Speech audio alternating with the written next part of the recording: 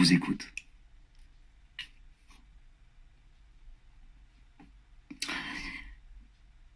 On est des millions à avoir voté Macron. Pas parce qu'on l'aimait, mais parce qu'il promettait de fabriquer avec nous une société un peu humaine. En tout cas, plus humaine que le fascisme qui nous menaçait. Et voilà qu'en quelques petites années au pouvoir, il se croit Dieu le papa. Il nous infantilise, nous divise, frappe les faibles, frappe les forts. Jour après jour, il creuse le lit d'un fascisme débutant au prétexte de nous protéger les uns les autres et les uns des autres.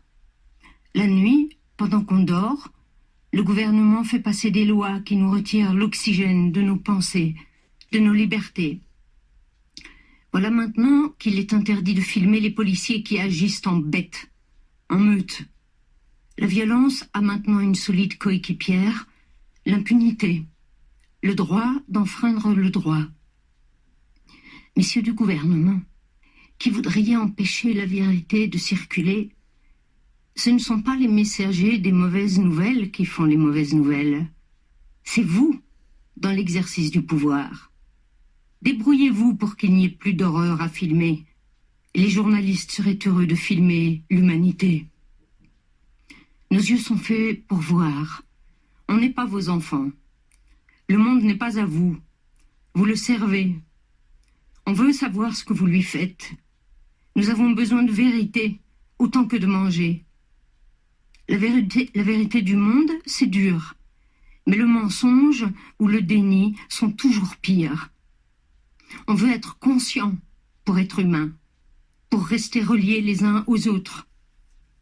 Benalla, s'il n'y avait pas eu de caméra pour filmer sa sauvagerie sous un casque de policier, il serait peut-être toujours là à déchaîner périodiquement sa violence sur les gens. L'homme qui meurt étouffé sous le genou du policier, s'il n'y avait pas eu d'image, ce serait juste un méchant homme qui meurt dans le caniveau. Avec les images, on a vu des policiers torturer tranquillement un innocent et torturer l'humanité entière à travers cet homme seul, car oui, nous sommes reliés. Les policiers qui tabassent les exilés, les gens désespérés, les journalistes, agissent sous les ordres d'un ministre de l'Intérieur qui n'a plus aucune maîtrise de son intérieur, entièrement consumé par la folie du pouvoir.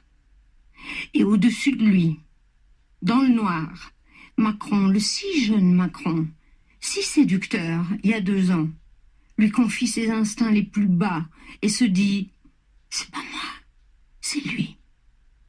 Mais quelle merde, le pouvoir. Quel gâchis. Ça pourrait être si beau de faire un monde.